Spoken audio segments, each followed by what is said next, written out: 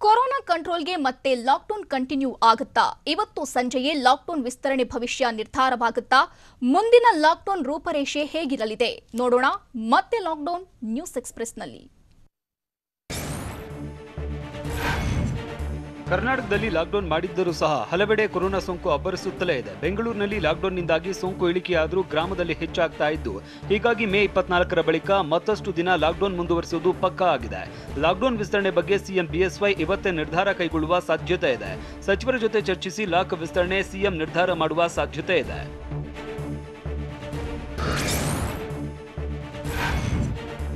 Lockdown ಮುಂದುವರಿಸುವ ಬಗ್ಗೆ CM BSY ಚರ್ಚೆ ನಡೆಸುವ ಸಾಧ್ಯತೆ ಇದೆ. ಹೀಗಾಗಿ ಇಂದು ಸಂಜೆ ಲಾಕ್ಡೌನ್ ವಿಸ್ತರಣೆ ಭವಿಷ್ಯ ನಿರ್ಧಾರವಾಗಲಿದೆ. ಸಂಜೆ ಸಚಿವರ ಸಭೆಯನ್ನ ಸಿಎಂ ಬಿಎಸ್ವೈ ಕರೆದಿದ್ದು, ಇವತ್ತಿನ ಲಾಕ್ಡೌನ್ ವಿಸ್ತರಣೆ ಸಂಬಂಧ ಸಭೆಯಲ್ಲಿ ಚರ್ಚಿಸಲಿದ್ದಾರೆ. ಸಂಜೆ 6 ಗಂಟೆಗೆ ಸಿಎಂ ಯಡಿಯೂರಪ್ಪ ನೇತೃತ್ವದಲ್ಲಿ ಸಭೆ ನಡೆಯಲಿದ್ದು, ಕೋವಿಡ್ ಉಸ್ತುವಾರಿ ಸಚಿವರು ಅಧಿಕಾರಿಗಳ ಜೊತೆ ಸಿಎಂ ಅಧಿಕೃತ ನಿವಾಸ ಕಾವೇರಿಯಲ್ಲಿ ಮೀಟಿಂಗ್ ನಡೆಯುತ್ತಿದೆ.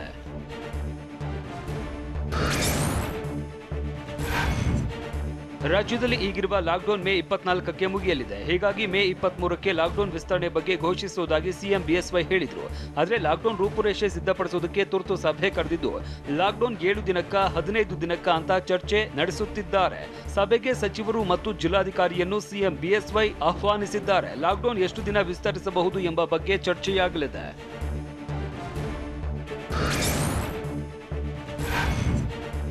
ಲಾಕ್ಡೌನ್ ಅವಧಿಯಲ್ಲಿ ಕೊರೋನಾ ಸೋಂಕು ಇಳಿಕೆಯಾಗಿದ್ದು, ಇನ್ನೂ ಕೆಲ ದಿನ ಲಾಕ್ಡೌನ್ ಮಾಡುವಂತೆ ಕೆಲ ಸಚಿವರು ಒತ್ತಾಯ ಮಾಡ್ತಾ ಇದ್ದಾರೆ. ಲಾಕ್ಡೌನ್ ವಿಸ್ತರಣೆಗೆ ಬಹುತೇಕ ಸಚಿವರು ಅಭಿಪ್ರಾಯ ವ್ಯಕ್ತಪಡಿಸಿದ್ದು, ಶೀಘ್ರವೇ ಸಿಎಂ ಜೊತೆ ಚರ್ಚಿಸಿ ಅಂತಿಮ ನಿರ್ಧಾರ ತೆಗೆದುಕೊಳ್ಳಲಿದ್ದಾರೆ ಅಂತ ಆರೋಗ್ಯ ಸಚಿವ ಸುಧಾಕರ್ ಹೇಳಿದರು. ದಾವಣಗೆರೆಯಲ್ಲಿ ಮಾತನಾಡಿದ ಸಚಿವ ಡಾಕ್ಟರ್ ಕೆ ಸುಧಾಕರ್, ಲಾಕ್ಡೌನ್ ವಿಸ್ತರಣೆ ಬಗ್ಗೆ ಸಿಎಂ ಅಭಿಪ್ರಾಯವೂ ಇದೆ ಅಂತ ಹೇಳಿದರು.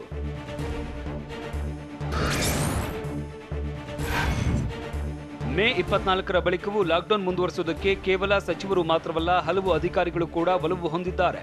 ವಿಧಾನಸೌಧದಲ್ಲಿ ಅಧಿಕಾರಿಗಳು ನಡೆಸಿದ ಸಭೆಯಲ್ಲಿ ಒಮ್ಮತ ಅಭಿಪ್ರಾಯ ವ್ಯಕ್ತವಾಗಿದ್ದು, ರಾಜ್ಯದಲ್ಲಿ ಮತ್ತೆ ಲಾಕ್ಡೌನ್ ವಿಸ್ತರಣೆ ಮಾಡೋದು ಸೂಕ್ತ ಅಂತ ಎಲ್ಲ ಅಧಿಕಾರಿಗಳು ಹೇಳಿದ್ದಾರೆ ಎನ್ನಲಾಗಿದೆ.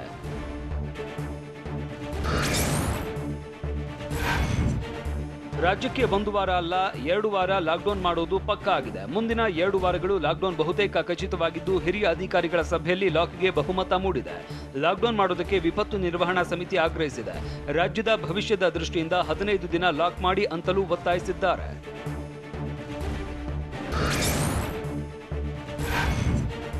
ಮುಂದಿನ 15 ದಿನಗಳು ಲಾಕ್ಡೌನ್ ಮಾಡೋದಕ್ಕೆ ಅಧಿಕಾರಿಗಳ ಮಟ್ಟದಲ್ಲಿ ಎಲ್ಲರೂ ಆಗ್ರಹಿಸ್ತಾ ಇದ್ದಾರೆ. ಏಕಾಏಕಿ ಲಾಕ್ ಓಪನ್ ಮಾಡಿದ್ರೆ ನಗರಗಳಿಗೆ ಭಾರಿ ಆತಂಕ ಎದುರಾಗಲಿದೆ. ಹಳ್ಳಿಗಳಿಗೆ ತೆರಳಿರುವ ಜನ ನಗರಗಳಿಗೆ ವಾಪಸ್ ಬರುವ ಸಾಧ್ಯತೆ ಇದೆ. ಹಳ್ಳಿಗಳಿಂದ ಜನ ವಾಪಸ್ ಆದ್ರೆ ಕೊರೋನಾ ಸೋಂಕು ಮತ್ತೆ ಬೆಂಗಳೂರಲ್ಲಿ ಹೆಚ್ಚಳವಾಗಲಿದೆ. ಹೀಗಾಗಿ ಸುದೀರ್ಘ ಸಮಾಲೋಚನೆ ಬಳಿಕ ಲಾಕ್ಡೌನ್ಗೆ ಸಹಮತ ಮೂಡಿದೆ.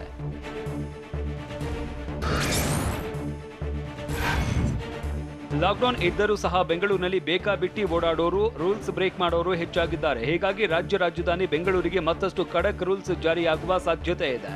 ಬೆಂಗಳೂರಿನಲ್ಲಿ ಕಠಿಣಾತಿ ಕಠಿಣ ರೂಲ್ಸ್ ಜಾರಿಯಾಗುವ ಬಗ್ಗೆ ನಿನ್ನೆ ಗೃಹ ಸಚಿವ ಬೊಮ್ಮಾಯಿ ಖಡಕ್ ಸೂಚನೆ ನೀಡಿದ್ರು. ಜನ ಕೋವಿಡ್ ನಿಯಮ ಪಾಲನೆ ಮಾಡ್ತಾ ಇಲ್ಲ, ಸಂಪೂರ್ಣ ಲಾಕ್ಡೌನ್ ಇದ್ರೂ ಜನ ಓಡಾಡ್ತಾ ಇದ್ದಾರೆ. ಹೀಗಾಗಿ ಪೊಲೀಸರಿಗೆ ಕಠಿಣ ಕ್ರಮ ಕೈಗೊಳ್ಳುವುದಕ್ಕೆ ಬೊಮ್ಮಾಯಿ ಸೂಚಿಸಿದ್ರು.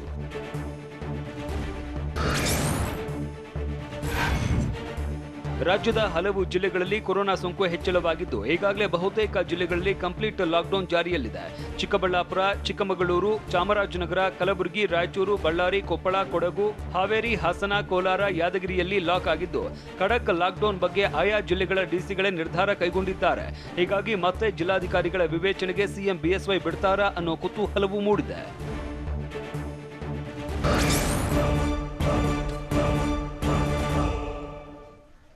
ಕೊರೋನಾ ಸೋಂಕಿನಿಂದ ಗ್ರಾಮಗಳಿಗೂ ಕಂಟಕ ಎದುರಾಗಿದ್ದು ಹೇಗೆ? ಜಿಲ್ಲೆಗಳಲ್ಲೂ ಪರಿಸ್ಥಿತಿ ಮಿತಿಮೀರ್ತಿದ್ಯಾ? ಪಾಸಿಟಿವಿಟಿ ರೇಟ್ನಿಂದಲೇ ಸಂಕಷ್ಟ ಶುರುವಾಗಿದ್ದು ಹೇಗೆ ನೋಡೋಣ ಗ್ರಾಮಗಳಿಗೆ ಗಂಡಾಂತರ ನ್ಯೂಸ್ ಎಕ್ಸ್‌ಪ್ರೆಸ್‌ನಲ್ಲಿ.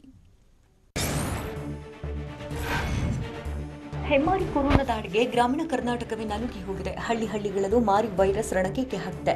ಗ್ರಾಮೀಣ ಭಾಗದಲ್ಲಿ ಎರ್ರಾಬಿರ್ರಿ ದಾಳಿ ಮಾಡ್ತಾ ಇದ್ದು, ಡೆಡ್ಲಿ ಕೊರೋನಾ ಅಬ್ಬರಕ್ಕೆ ಗ್ರಾಮೀಣ ಜನರು ಕಂಗಾಲಾಗಿ ಹೋಗಿದ್ದಾರೆ. ಕೊರೋನಾದ ಗಂಭೀರ ದಾಳಿಯಿಂದಾಗಿ ರಾಜ್ಯದ ಬಹುತೇಕ ಜಿಲ್ಲೆಗಳು ನಲುಗಿ ಹೋಗಿವೆ. ಲಾಕ್ಡೌನ್ ಬಳಿಕ ಸಿಟಿ ಜನ ಗ್ರಾಮಗಳಿಗೆ ಲಗ್ಗೆ ಇಟ್ಟ ಬಳಿಕ ಹಲವು ಜಿಲ್ಲೆಗಳಲ್ಲಿ ಪರಿಸ್ಥಿತಿ ಕೈಮೀರಿ ಹೋಗಿದೆ.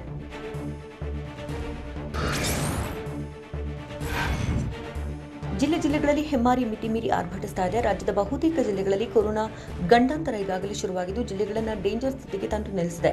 ಮೈಸೂರು, ತುಮಕೂರು, ಉತ್ತರ ಕನ್ನಡ, ಹಾಸನ, ಕೋಲಾರ, ಬಳ್ಳಾರಿ, ಕೊಡಗು, ಉಡುಪಿ, ಶಿವಮೊಗ್ಗ, ದಕ್ಷಿಣ ಕನ್ನಡ, ಕಲಬುರಗಿ, ಧಾರವಾಡ, ರಾಯಚೂರು, ಮಂಡ್ಯ, ಚಿಕ್ಕಬಳ್ಳಾಪುರ ಜಿಲ್ಲೆಗಳಲ್ಲಿ ಕೊರೋನಾ ಸೋಂಕು ಹೆಚ್ಚಾಗಿದ್ದು ಪರಿಸ್ಥಿತಿ ತುಂಬಾ ಜಟಿಲವಾಗಿದೆ.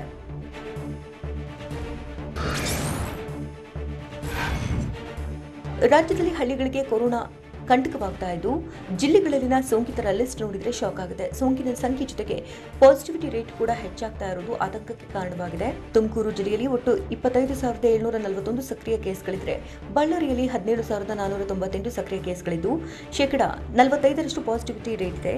ಇನ್ನು ಬೆಳಗಾವಿಯಲ್ಲಿ 16,549 ಸಕ್ರಿಯ ಕೇಸ್ ಇದ್ದು ಪಾಸಿಟಿವ್ 39%.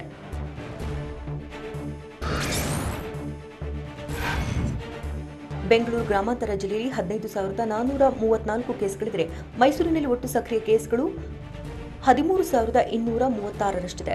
ರಾಜಧಾನಿ ಬೆಂಗಳೂರು ಬಳಿಕ ಜಿಲ್ಲೆಗಳಲ್ಲೂ ಸೋಂಕು ಲಗ್ಗೆ ಇಟ್ಟಿದ್ದು ಹಾಸನ ಜಿಲ್ಲೆಯಲ್ಲಿ ಒಟ್ಟು ಸಕ್ರಿಯ ಕೇಸ್ಗಳು 12,683 ಇದ್ದರೆ ದಕ್ಷಿಣ ಕನ್ನಡ ಜಿಲ್ಲೆಯಲ್ಲಿ 10,707 ಸಕ್ರಿಯ ಕೇಸ್ಗಳಿವೆ. ಇನ್ನು ಶಿವಮೊಗ್ಗ ಜಿಲ್ಲೆಯಲ್ಲಿ 9,288 ಇದ್ದು ಚಿಕ್ಕಮಗಳೂರು ಜಿಲ್ಲೆಯಲ್ಲಿ 7,186 ಹಾಗೂ ಕೋಲಾರ ಜಿಲ್ಲೆಯಲ್ಲಿ ಒಟ್ಟು 7,974 ಸಕ್ರಿಯ ಕೇಸ್ಗಳಿದ್ದು ಆತಂಕಕ್ಕೆ ಕಾರಣವಾಗಿದೆ.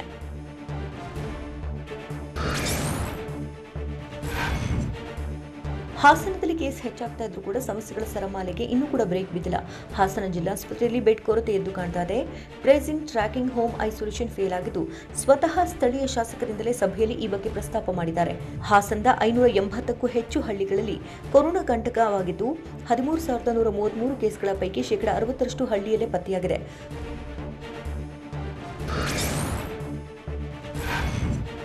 ಚಿತ್ರದುರ್ಗದಲ್ಲಿ ಕೊರೋನಾ ಸೋಂಕು ಹೆಚ್ಚುತ್ತಾ ಇರುವಂತಹ ಹಿನ್ನೆಲೆಯಲ್ಲಿ ಗ್ರಾಮಗಳಿಗೆ ಗಂಡಾಂತರ ಎದುರಾಗಿದೆ. ಹುಣಸೇಕಟ್ಟೆ ಗ್ರಾಮದಲ್ಲಿ ಕಳೆದ 1 ವಾರದಲ್ಲಿ 4 ಕೊರೋನಾದಿಂದ ಸಾವನ್ನಪ್ಪಿದ್ದಾರೆ. ಇದರಿಂದ ಗ್ರಾಮದ ಜನರಲ್ಲಿ ಆತಂಕ ಹೆಚ್ಚಾಗಿದೆ. ಜೊತೆಗೆ ಗ್ರಾಮದಲ್ಲಿ ನೂರಾರು ಮಂದಿ ಶೀತ, ಕೆಮ್ಮು, ಜ್ವರದಿಂದ ಬಳಲ್ತಾ ಇದ್ದಾರೆ. ಇಷ್ಟಾದರೂ ಕೂಡ ಅಧಿಕಾರಿಗಳು, ಜನಪ್ರತಿನಿಧಿಗಳು ಗ್ರಾಮದ ಕಡೆಗೆ ಸುಳಿದಿಲ್ಲ. ಸೋಂಕು ಹೆಚ್ಚುತ್ತಾ ಇದ್ರೂ ಕೂಡ ಬಂದು ನೋಡದ ಅಧಿಕಾರಿಗಳ ವಿರುದ್ಧ ಕಿಡಿಕಾರಿದ್ದಾರೆ ಹುಣಸೇಕಟ್ಟೆ ಗ್ರಾಮಸ್ಥರು.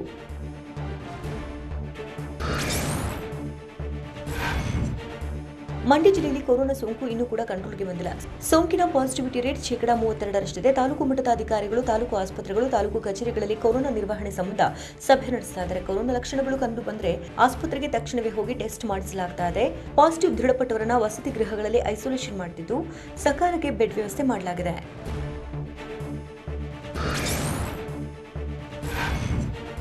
ಜಿಲ್ಲೆಗಳಲ್ಲಿ ಕೊರೋನಾ ನಿಯಂತ್ರಣ ಹೊಣೆಯನ್ನು ಪ್ರಧಾನಿ ಮೋದಿ ಡಿಸಿಗಳಿಗೆ ನೀಡಿದ್ರು. ಜಿಲ್ಲಾಧಿಕಾರಿಗಳು ಕೊರೋನಾ ವಿರುದ್ಧ ಹೋರಾಡ್ತಾ ಇರುವ ಫೀಲ್ಡ್ ಕಮಾಂಡರ್ ಅಂತ ಮೋದಿ ಶ್ಲಾಘಿಸಿದ್ರು. ಆದರೆ ಫೀಲ್ಡ್ ಕಮಾಂಡರ್ ಬೆನ್ನ ಹಿಂದೆ ಇರುವಂತಹ ಸೈನಿಕರು ಇಲ್ಲದಂತಾಗಿದೆ. ಹಳ್ಳಿಗಳಲ್ಲಿ ಲಸಿಕಾ ಅಭಿಯಾನ ಶುರು ಮಾಡೋದಕ್ಕೆ ಖುದ್ದು ಮೋದಿ ಹೇಳಿದರು. ಈ ಯೋಜನೆ ಹಳ್ಳಿಗಳಲ್ಲಿ ಸಂಪೂರ್ಣ ವಿಫಲವಾಗಿದೆ. ಮಧುಗಿರಿ ತಾಲೂಕಿನ ಮರುವೆಕೆರೆ ಗ್ರಾಮ ಪಂಚಾಯತ್ನ 8 ಗ್ರಾಮಕ್ಕೆ ತೇರಿನ ಬೀದಿಯಲ್ಲಿ ಐಸೋಲೇಷನ್ ಕೇಂದ್ರಗಳಿದ್ದು ಗ್ರಾಮದ ಜನರಿಂದಲೇ ಐಸೋಲೇಷನ್ ಕೇಂದ್ರ ಸ್ಥಾಪನೆ ಮಾಡಿಕೊಂಡಿದೆ.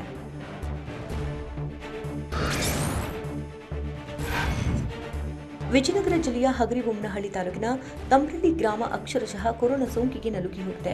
ಗ್ರಾಮದಲ್ಲಿ ಇದುವರೆಗೆ 70 ಪಾಸಿಟಿವ್ ಕೇಸ್ಗಳು ಪತ್ತೆಯಾಗಿದ್ದು ಇದುವರೆಗೆ 11 ಸೋಂಕಿತರು ಸಾವನ್ನಪ್ಪಿದ್ದಾರೆ. ಜೊತೆಗೆ 15 ದಿನದೊಳಗೆ 8 ರಿಂದ 10 ಸಹಜ ಸಾವು ಪ್ರಕರಣಗಳು ನಡೆದಿವೆ. ಇದೀಗ ಈ ಗ್ರಾಮದಲ್ಲಿ ಸೂತಕದ ವಾತಾವರಣ ನಿರ್ಮಾಣ ಆಗಿದ್ದು ಇಡೀ ಗ್ರಾಮ ಆತಂಕಗೊಂಡಿದೆ. ಜೊತೆಗೆ ತಹಶೀಲ್ದಾರ್ ಹಾಗೂ ತಾಲೂಕು ವೈದ್ಯಾಧಿಕಾರಿಗಳು ಸಿಪಿಐ ಒಮ್ಮೆ ಭೇಟಿ ನೀಡಿದ್ದು ಬಿಟ್ರೆ ಮತ್ತೆ ಯಾರೂ ಕೂಡ ಈ ಗ್ರಾಮಕ್ಕೆ ಬಂದಿಲ್ಲ.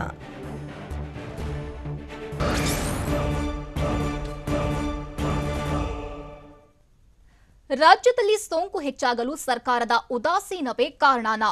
ಸರ್ಕಾರ ಘೋಷಿಸಿರೋ ಪ್ಯಾಕೇಜ್ ಕೇವಲ ಹೆಸರಿಗೆ ಮಾತ್ರನಾ? ಕಾಂಗ್ರೆಸ್ನವರು ಲಸಿಕೆ ವಿರೋಧ ಮಾಡಲ್ಲ ಅಂತ ಡಿಕೆಶಿ ಹೇಳಿದ್ದು ಯಾಕೆ? ನೋಡೋಣ ಕೊರೋನಾ ಘಾತ ನ್ಯೂಸ್ ಎಕ್ಸ್‌ಪ್ರೆಸ್‌ನಲ್ಲಿ.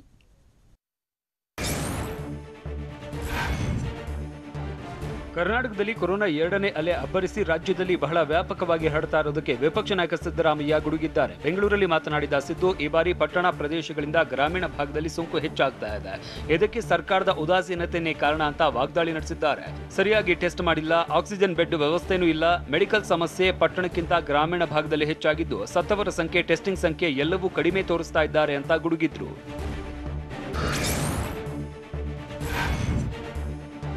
ಕೊರೋನಾ ಸೋಂಕು ಹೆಚ್ಚಾಗ್ತಾ ಇದ್ರೂ ಸಹ ನಿಯಂತ್ರಿಸದ ಸರ್ಕಾರದ ವಿರುದ್ಧ ಸಿದ್ದರಾಮಯ್ಯ ಬೆಂಕಿ ಉಂಡೆಗಳನ್ನೇ ಉಗುಳಿದ್ದಾರೆ. ಸರ್ಕಾರಕ್ಕೆ ಜನರೇ ಬೈತಾ ಇದ್ದಾರೆ. ನಾನು ಸೋಷಿಯಲ್ ಮೀಡಿಯಾದಲ್ಲಿ ನೋಡ್ತಾ ಇದ್ದೇನೆ, ಬಾಯಿಗೆ ಬಂದ ಅವಾಚ್ಯ ಶಬ್ದಗಳಿಂದ ಬೈತಾ ಇದ್ದಾರೆ, ಆದ್ರೂ ಸರ್ಕಾರಕ್ಕೆ ಬುದ್ಧಿ ಬಂದಿಲ್ಲ ಅಂತ ಕಿಡಿಕಾರಿದ್ರು. ಇನ್ನು ವ್ಯಾಕ್ಸಿನ್ ಬಗ್ಗೆ ಮಾತನಾಡಿದ ಸಿದ್ದರಾಮಯ್ಯ, ಬೇರೆ ದೇಶದಲ್ಲಿ ವ್ಯಾಕ್ಸಿನ್ ತುಂಬಾ ಚೆನ್ನಾಗಿ ವರ್ಕ್ ಆಗ್ತಾ ಇದೆಯಂತೆ, ಆ ಫಾರ್ಮುಲಾಗಳನ್ನ ಕಳಿಸಿಕೊಂಡು ಇಲ್ಲಿ ಉತ್ಪಾದನೆ ಮಾಡಿ ಅಂತ ಹೇಳಿದ್ರು.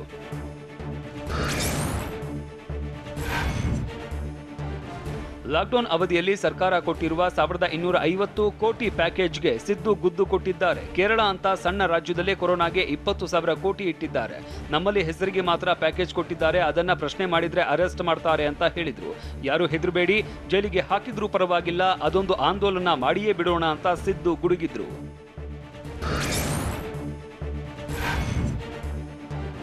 ನಾನು ಡಿಸಿಗಳ ಜೊತೆ ಸಭೆ ಮಾಡೋದಕ್ಕೂ ಸರ್ಕಾರ ಅವಕಾಶ ಕೊಟ್ಟಿಲ್ಲ ಅಂತ ಕಿಡಿಕಾರಿದ ಸಿದ್ದರಾಮಯ್ಯ, ಪತ್ರ ಬರೆದ್ರೆ ಮರುಪತ್ರ ಬರೆದು ಅವಕಾಶ ಇಲ್ಲ ಅಂತಿದ್ದಾರೆ ಅಂತ ಹೇಳಿದ್ರು. ವಿರೋಧ ಪಕ್ಷದ ನಾಯಕ ಶಾಡೋ ಚೀಫ್ ಮಿನಿಸ್ಟರ್ ಇದ್ದ ಹಾಗೆ ಕೊರೋನಾಗೆ ಸರಿಯಾದ ವ್ಯವಸ್ಥೆ ಮಾಡೋದಕ್ಕಾಗಿಲ್ಲ, ಇದರ ಬಗ್ಗೆ ಮಾಹಿತಿ ಪಡೆಯೋಣ ಅಂದ್ರೆ ಸಭೆಗೆ ಅವಕಾಶವನ್ನೇ ಕೊಟ್ಟಿಲ್ಲ. ಇಂತಹ ಪ್ರಜಾಪ್ರಭುತ್ವದ ಕೊಲೆಗೇಡಿ ಸರ್ಕಾರ ಇದು ಅಂತ ಸಿದ್ದು ವಾಗ್ದಾಳಿ ನಡೆಸಿದ್ರು.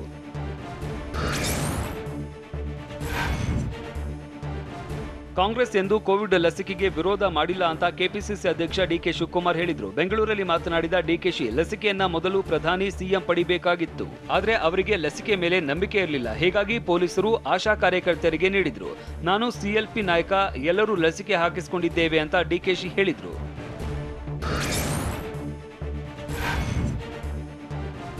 ಎರಡು ಮೂರು ದಿನದಲ್ಲಿ ಬ್ಲಾಕ್ ಫಂಗಸ್ ಸೋಂಕಿನ ಔಷಧಿ ಬರುತ್ತೆ ಅಂತ ಆರೋಗ್ಯ ಸಚಿವ ಡಾಕ್ಟರ್ ಕೆ ಸುಧಾಕರ್ ಹೇಳಿದ್ದಾರೆ. ದಾವಣಗೆರೆಯಲ್ಲಿ ಮಾತನಾಡಿದ ಡಾಕ್ಟರ್ ಸುಧಾಕರ್, ಬ್ಲಾಕ್ ಫಂಗಸ್ ಸೋಂಕಿಗೆ ರಾಜ್ಯದಲ್ಲಿ ಔಷಧಿ ಕೊರತೆ ಇದೆ. ಔಷಧ ಬರುವ ತನಕ ENT ಸರ್ಜನ್ಗಳಿಂದ ಚಿಕಿತ್ಸೆ ನೀಡಲಾಗುತ್ತೆ. ಇದು ಒಬ್ಬರಿಂದ ಒಬ್ಬರಿಗೆ ಹರಡುವ ಸೋಂಕು ಅಲ್ಲ. ಬ್ಲಾಕ್ ಫಂಗಸ್ ಸೋಂಕಿನ ಬಗ್ಗೆ ಯಾವುದೇ ಆತಂಕ ಬೇಡ, ಬ್ಲಾಕ್ ಫಂಗಸ್ ಸೋಂಕಿನ ಬಗ್ಗೆ ಅಪಪ್ರಚಾರವೂ ಬೇಡ ಅಂತ ಸುಧಾಕರ್ ಹೇಳಿದ್ರು.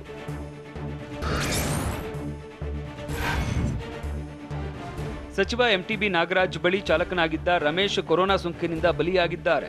MTB ನಾಗರಾಜ್ಗೆ ಸೇರಿದ JCB ಚಾಲಕನಾಗಿದ್ದ ರಮೇಶ್ ಉಸಿರಾಟ ತೊಂದರೆ ಅಂತ ಆಸ್ಪತ್ರೆಗೆ ದಾಖಲಾದ. 3 ದಿನದ ಬಳಿಕ ಪಾಸಿಟಿವ್ ಬಂದಿತ್ತು. ಆಸ್ಪತ್ರೆಗೆ ದಾಖಲಾದ ವೇಳೆ ಕೋವಿಡ್ ನೆಗೆಟಿವ್ ವರದಿ ಬಂದಿತ್ತು.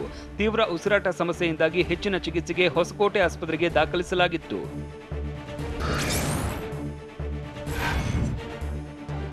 ದಾವಣಗೆರೆಯ 2 ಮೆಡಿಕಲ್ ಕಾಲೇಜುಗಳು ನಿಯಮಾನುಸಾರ 75% ಬೆಡ್ಗಳನ್ನು ನೀಡಿಲ್ಲ.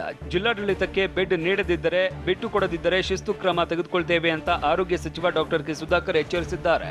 ದಾವಣಗೆರೆಯಲ್ಲಿ ಮಾತನಾಡಿದ ಕೆ ಸುಧಾಕರ್, ಶಾಮನೂರು ಶಿವಶಂಕರಪ್ಪ ಕುಟುಂಬದ ಅಧೀನದ ಬಾಪೂಜಿ SS ಮೆಡಿಕಲ್ ಕಾಲೇಜುಗಳನ್ನು ಬಿಟ್ಟು ಕೊಟ್ಟಿಲ್ಲ. ರಾಜಕೀಯ ಹಿನ್ನೆಲೆಯಿಂದ ಈ ರೀತಿ ಮಾಡಬಾರದು ಅಂತ ಹೇಳಿದ್ರು.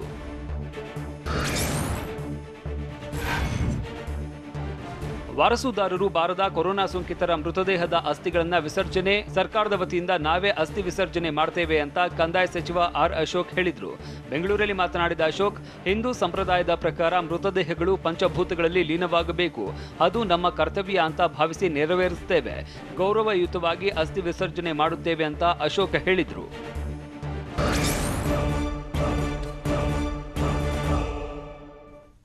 ಕೊರೋನಾದಿಂದ ಕಂಗೆಟ್ರು ಅಧಿಕಾರಿಗಳು ಗ್ರಾಮಕ್ಕೆ ಭೇಟಿ ನೀಡದ್ದಕ್ಕೆ ಆಕ್ರೋಶ ವ್ಯಕ್ತಪಡಿಸಿದ್ದು ಎಲ್ಲಿ? 8 ಜನ ಗ್ರಾಮ ಪಂಚಾಯಿತಿ ಅಧ್ಯಕ್ಷರ ಜೀವ ಹಿಂಡಿದ್ದು ಹೇಗೆ? ಕೊರೋನಾ ಮಧ್ಯೆಯೂ ಹಣ ಮಾಡಲು ಹೋಗಿದ್ದ ಡಾಕ್ಟರ್ ಅಂಧರಾಗಿದ್ದು ಹೇಗೆ? ನೋಡೋಣ ಕೊರೋನಾ ಸುಳಿ ನ್ಯೂಸ್ ಎಕ್ಸ್‌ಪ್ರೆಸ್‌ನಲ್ಲಿ.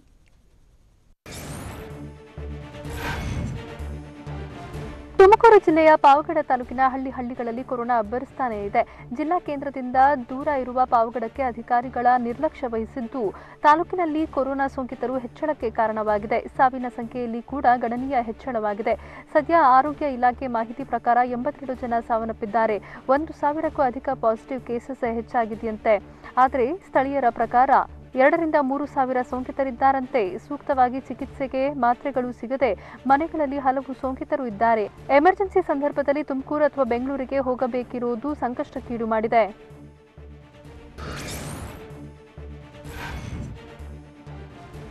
ಇತ್ತೀಚೆಗೆ ಗ್ರಾಮೀಣ ಭಾಗದಲ್ಲೂ ಕೊರೋನಾ ಸೋಂಕು ಹೆಚ್ಚಳವಾಗುತ್ತಿದ್ದು ಜಿಲ್ಲಾಡಳಿತದಿಂದ ಸೋಂಕಿತರನ್ನ ಹುಡುಕಿ ಚಿಕಿತ್ಸೆ ನೀಡುವ ಕೆಲಸಗಳು ಆಗ್ತಿವೆ.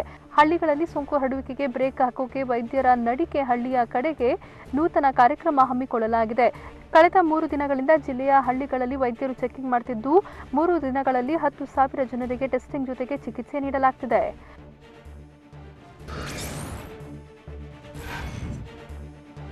ಒಂದ್ ಕಡೆ ಗ್ರಾಮದಲ್ಲಿ ಕೊರೋನಾ ಸೋಂಕು ಹೆಚ್ಚಳವಾಗ್ತಿದ್ರೆ ಇತ್ತ ಬೆಂಗಳೂರಿನಲ್ಲಿ ಮಾತ್ರ ಕೊರೋನಾ ಪಾಸಿಟಿವ್ ಕೇಸಸ್ಗಳಲ್ಲಿ ಇಳಿಮುಖವಾಗಿದೆ. ಲಾಕ್ಡೌನ್ಗೂ ಮುಂಚೆ ಬೆಂಗಳೂರಿನಲ್ಲಿ 65ರಿಂದ 78 ಸಾವಿರ ಟೆಸ್ಟ್ ಮಾಡಲಾಗ್ತಿತ್ತು. ಟೆಸ್ಟ್ಗಳ ಸಂಖ್ಯೆ ಇಳಿಮುಖವಾಗೋಕೆ ಲಾಕ್ಡೌನ್ ಕೂಡ ಕಾರಣವಾಗಿದೆ. ಲಾಕ್ಡೌನ್ಗೂ ಮುಂಚೆ ಬಸ್, ರೈಲ್ವೆ ನಿಲ್ದಾಣ, ಮಾರ್ಕೆಟ್ ಸೇರಿದಂತೆ ಜನ ಸೇರುವ ಸ್ಥಳಗಳಲ್ಲಿ ರ್ಯಾಂಡಮ್ ಟೆಸ್ಟ್ ನಡೆಸಲಾಗ್ತಿತ್ತು. ಲಾಕ್ಡೌನ್ ಪರಿಣಾಮ ರ್ಯಾಂಡಮ್ ಟೆಸ್ಟ್ ಕೈಬಿಡಲಾಗಿದೆ. ಟೆಸ್ಟ್ ಇಳಿಮುಖವಾಗೋಕೆ ಇದು ಕೂಡ ಪ್ರಮುಖ ಕಾರಣವಾಗಿದೆ.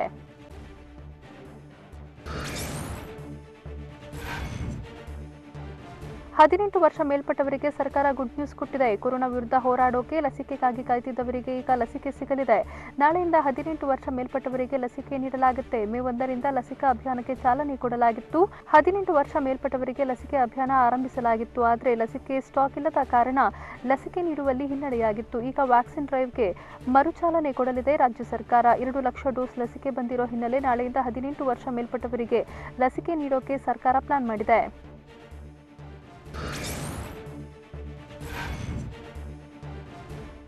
ನಾಳೆಯಿಂದ 18 ವರ್ಷ ಮೇಲ್ಪಟ್ಟವರಿಗೆ ಲಸಿಕೆ ಸಿಗುತ್ತೆ ಅನ್ನೋ ಸುದ್ದಿ ಜೊತೆಗೆ ಸರ್ಕಾರ ಮತ್ತೊಂದು ಶಾಕ್ ಕೊಟ್ಟಿದೆ. 18 ವರ್ಷ ಮೇಲ್ಪಟ್ಟ ಎಲ್ಲರಿಗೂ ನಾಳೆಯಿಂದಲೇ ಸಿಗೋದಿಲ್ಲ. ಫ್ರಂಟ್ ಲೈನ್ ವಾರಿಯರ್ಸ್ ಮತ್ತು ಆಯ್ದ ಗುಂಪುಗಳಿಗೆ ಮಾತ್ರ ಮೊದಲು ವ್ಯಾಕ್ಸಿನ್ ಪಡೆಯೋಕೆ ಅವಕಾಶ ಮಾಡಿಕೊಡಲಾಗ್ತಿದೆ. ಹಾಗಾದ್ರೆ ನಾಳೆಯಿಂದ ಯಾರಿಗೆಲ್ಲ ಕೊರೋನಾ ಸಂಜೀವಿನಿ ಸಿಗುತ್ತೆ? ಸರ್ಕಾರ ಲಿಸ್ಟ್ ಮಾಡಿರೋ ಫ್ರಂಟ್ ಲೈನ್ ವಾರಿಯರ್ಸ್ ಯಾರ್ಯಾರು? ಆದ್ಯತಾ ಪಟ್ಟಿಯಲ್ಲಿ ಯಾರೆಲ್ಲ ಇರಲಿದ್ದಾರೆ ಅನ್ನೋ ಪ್ರಶ್ನೆ ಮೂಡಿದೆ.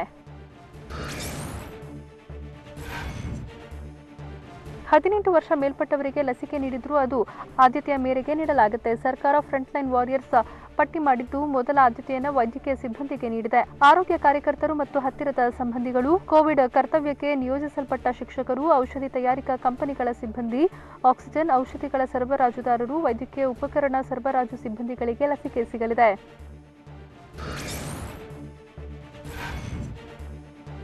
ಬೆಳಗಾವಿ ಜಿಲ್ಲೆ ಬೈಲಹೊಂಗಲ ತಾಲೂಕಿನ ನೇಗಿನಹಾಳಕ್ಕೆ ಅಧಿಕಾರಿಗಳ ತಂಡ ಭೇಟಿ ನೀಡಿದ್ದಕ್ಕೆ ಜನರು ಗರಂ ಆಗಿದ್ದಾರೆ.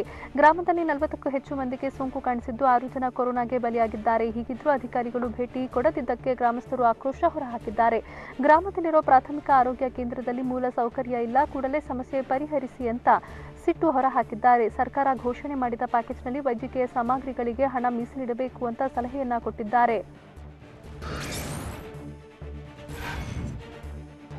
ವಿಧಾನ ಪರಿಷತ್ ಸದಸ್ಯ ಹಾಗೂ ಕಾಂಗ್ರೆಸ್ನ ಹಿರಿಯ ಮುಖಂಡ ಗೋವಿಂದರಾಜು ಕೋಲಾರ ಜಿಲ್ಲಾಸ್ಪತ್ರೆಗೆ 2 ಆಂಬ್ಯುಲೆನ್ಸ್ ಅನ್ನ ಕೊಡುಗೆಯಾಗಿ ನೀಡಿದ್ದಾರೆ. ಕೋಲಾರ ಜಿಲ್ಲೆಯಲ್ಲಿ ಕೊರೋನಾ ಮಹಾಮಾರಿ ಅಟ್ಟಹಾಸ ಹೆಚ್ಚಾಗಿದ್ದು ಜಿಲ್ಲೆಯ ಜನರಿಗೆ ಅನುಕೂಲವಾಗಲೆಂದು 2 ಆಂಬ್ಯುಲೆನ್ಸ್ಗಳನ್ನು ಕೋಲಾರ ಜಿಲ್ಲಾಧಿಕಾರಿಗಳಿಗೆ ಹಸ್ತಾಂತರ ಮಾಡಿದ್ರು. ಈ ವೇಳೆ ಕಾಂಗ್ರೆಸ್ನ ಮಾಜಿ ಸಚಿವರಾದ ರಾಮಲಿಂಗಾರೆಡ್ಡಿ, ಮಾಜಿ ಸಂಸದ ಎಚ್.ಕೆ. ಮುನಿಯಪ್ಪ, ವಿಧಾನ ಪರಿಷತ್ ಸದಸ್ಯ ನಜೀರ್ ಅಹಮದ್ ಹಾಜರಿದ್ದರು.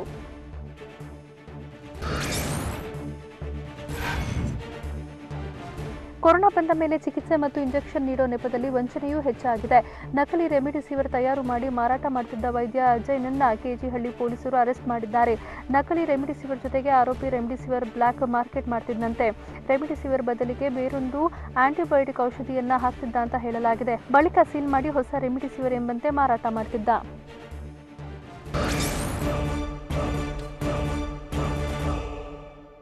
ಕೊರೋನಾ ಕಟ್ಟಿ ಹಾಕಲು ಯಾವ್ಯಾವ ಜಿಲ್ಲೆಗಳು ಲಾಕ್ ಆಗಿವೆ? ಲಾಕ್ಡೌನ್ ಮಧ್ಯೆಯೂ ಎಲ್ಲೆಲ್ಲಿ ಜನ ರೂಲ್ಸ್ ಉಲ್ಲಂಘಿಸಿದ್ದಾರೆ? ಪಡಿತರ ಪಡೆಯಲು ಜನ ಪರದಾಟ ನಡೆಸಿದ್ದು ಎಲ್ಲೆಲ್ಲಿ? ನೋಡೋಣ ಜಿಲ್ಲೆಗಳು ಲಾಕ್ ನ್ಯೂಸ್ ಎಕ್ಸ್‌ಪ್ರೆಸ್‌ನಲ್ಲಿ.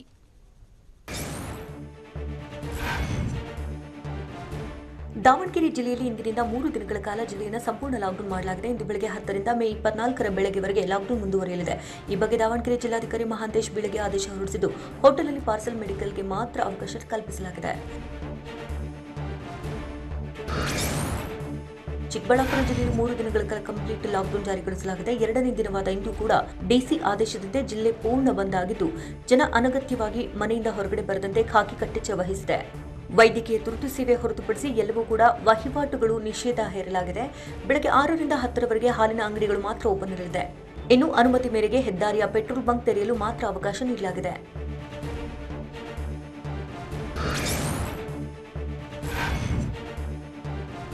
ಹಾವೇರಿ ಜಿಲ್ಲೆಯಲ್ಲೂ ಇಂದಿನಿಂದ 4 ದಿನಗಳ ಕಾಲ ಕಠಿಣ ಲಾಕ್ಡೌನ್ ಅನುಷ್ಠಾನಗೊಳಿಸಲಾಗಿದೆ. ಇಂದಿನಿಂದ ಮೇ 25ರವರೆಗೆ ಬೆಳಗ್ಗೆವರೆಗೆ ಲಾಕ್ಡೌನ್ ಜಾರಿಯಲ್ಲಿರಲಿದ್ದು ಜಿಲ್ಲೆಯಲ್ಲಿ ತುರ್ತು ಸೇವೆಗಳಿಗೆ ಮಾತ್ರ ಅನುಮತಿ ನೀಡಲಾಗಿದೆ. ಮೇ 23ರಂದು ಒಂದು ದಿನ ಅಗತ್ಯ ವಸ್ತು ಖರೀದಿಗೆ ಜನರಿಗೆ ಅವಕಾಶ ಕಲ್ಪಿಸಲಾಗಿದೆ. ಬೆಳಗ್ಗೆ 6ರಿಂದ 10 ಗಂಟೆವರೆಗೆ ದಿನಸಿಕೊಳ್ಳಲು ಅನುಮತಿ ಕೊಡಲಾಗಿದೆ.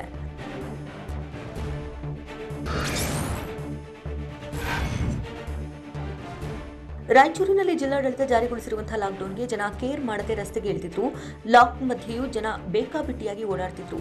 ವಿವಿಧ ರಸ್ತೆಗಳಲ್ಲಿ ಪೊಲೀಸರಿಗೂ ಯಾವುದೇ ಭಯವಿಲ್ಲದೆ ಸಂಚಾರದಲ್ಲಿ ಮಗ್ನರಾಗಿದ್ರು. ಅಗತ್ಯ ವಸ್ತುಗಳ ಖರೀದಿಗೆ ಅವಕಾಶವಿಲ್ಲದಿದ್ರು.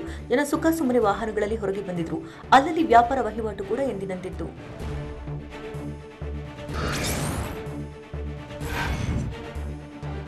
ಚಿಕ್ಕಬಳ್ಳಾಪುರ ಜಿಲ್ಲೆಯ ಬಾಗೇಪಲ್ಲಿ ತಾಲೂಕಿನ ಪಾತಪಾಳ್ಯ ಗ್ರಾಮದಲ್ಲಿ ಪಡಿತರ ಪಡೆಯಲು ಜನ ಜಮಾಯಿಸಿದರು. ನ್ಯಾಯಬೆಲೆ ಅಂಗಡಿ ಮುಂದೆ ಗುಂಪು ಗುಂಪಾಗಿ ಸೇರಿದಂತಹ ಜನ ಕಿರಿದಾದ ಅಂತರ ಪಾಲಿಸದೆ ಕೋವಿಡ್ ರೂಲ್ಸ್ ಬ್ರೇಕ್ ಮಾಡಿದರು.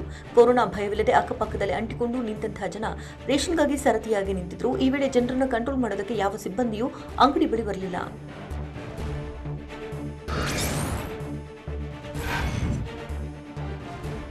ಚಾಮರಾಜನಗರ ಜಿಲ್ಲೆಯಲ್ಲಿ ಲಾಕ್ಡೌನ್ ನಿಯಮ ಅನುಷ್ಠಾನಗೊಳಿಸಬೇಕಾದ ಪೊಲೀಸರು ಸೈಲೆಂಟ್ ಆಗಿದ್ದಾರೆ. ಗುರುವಾರದಿಂದ ಜಿಲ್ಲೆಯಾದ್ಯಂತ ಸಂಪೂರ್ಣ ಲಾಕ್ಡೌನ್ ಜಾರಿಯಿದ್ರು. ಜನ ಕೇರ್ ಮಾಡದೆ ರಸ್ತೆಗಿಳಿದ್ರು. ಆಟೋ, ಗೂಡ್ಸ್, ಟೆಂಪೋಗಳಲ್ಲಿ ಬೇಕಾಬಿಟ್ಟಿಯಾಗಿ ಜನ ಓಡಾಡ್ತಿದ್ರು. ಕ್ರಮ ಕೈಗೊಳ್ಳಬೇಕಾದಂತಹ ಪೊಲೀಸರು ನಿರ್ಲಕ್ಷ್ಯ ವಹಿಸಿದ್ರು. ಚೆಕ್ ಪೋಸ್ಟ್ಗಳನ್ನು ತೆರೆಯಲಾಗಿದ್ರು. ಡ್ಯೂಟಿ ಮಾಡದೆ ಬೇಜವಾಬ್ದಾರಿ ತೋರಿದ್ರು. ಒಂದಿಷ್ಟು ಹೋಮ್ ಗಾರ್ಡ್ಗಳು ಅಲ್ಲಲ್ಲಿ ಬ್ಯಾರಿಕೇಡ್ಗಳನ್ನು ಕಾದ್ರು. ಇನ್ನುಳಿದಂತೆ ಜನಸಂಚಾರ ಎಂದಿನಂತೆ ಸಾಗಿತು.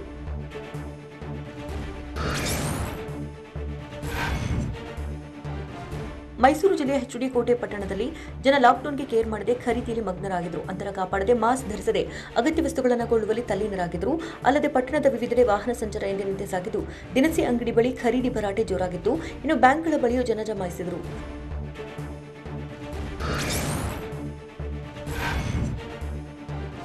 ಕೊರೋನಾ ಸೋಂಕಿನ ಭೀತಿ ಇದ್ರೂ ಕೂಡ ವಿಜಯಪುರದ ಮಾರುಕಟ್ಟೆಯಲ್ಲಿ ಜನ ಜಂಗುಳಿಯ ನೆರೆದಿದ್ದು. ಮಾರುಕಟ್ಟೆಯ ಕಿರಾಣಿ ಸ್ಟೋರ್ಗಳಲ್ಲಿ ದೈಹಿಕ ಅಂತರ ಮರೆತು ರೂಲ್ಸ್ ಬ್ರೇಕ್ ಮಾಡಲಾಗಿತ್ತು. ಅಂಗಡಿ ಮುಂಗಟ್ಟುಗಳ ಮುಂದೆ ಗುಂಪಾಗಿ ಜನ ನಿಂತಿದ್ದು ಸಾಮಾನ್ಯವಾಗಿತ್ತು. ನಿನ್ನೆ ವಿಜಯಪುರದಲ್ಲಿ 310 ಕೇಸ್ ದಾಖಲಾಗಿದ್ದರೂ ಜನ ಮಾತ್ರ ಕ್ಯಾರೆ ಅಂತಿಲ್ಲ.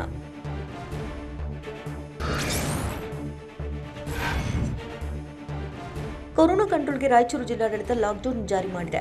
ಆದರೆ ರಾಯಚೂರು ನಗರದಲ್ಲಿ ಲಾಕ್ಡೌನ್ಗೆ ಕವಡೆ ಕಾಸಿನ ಕಿಮ್ಮತ್ ಕೂಡ ಇಲ್ಲ. ಬೆಳ್ಳಂಬೆಳಗ್ಗೆ ಬೇಕಾಬಿಟ್ಟಿ ಜನ ಓಡಾಡ್ತಿದ್ದಾರೆ. ಸ್ಥಳದಲ್ಲಿ ಪೊಲೀಸರಿದ್ರೂ ಕೂಡ ಯಾವುದೇ ಭಯವಿಲ್ಲದೆ ಜನ ಓಡಾಡ್ತಿದ್ದಾರೆ. ಅಗತ್ಯ ವಸ್ತುಗಳು ಸಿಗದಿದ್ರೂ ಕೂಡ ಮನೆಯಿಂದ ಹೊರಬರ್ತಿರುವಂತಹ ಜನ ಖುಲ್ಲಂಖುಲ್ಲ ಓಡಾಟ ನಡೆಸಿದ್ದಾರೆ. ಬೈಕ್ ಮತ್ತು ಕಾರುಗಳು ಎಂದಿನಂತೆ ಓಡಾಟ ನಡೆಸುತ್ತಿದ್ವು.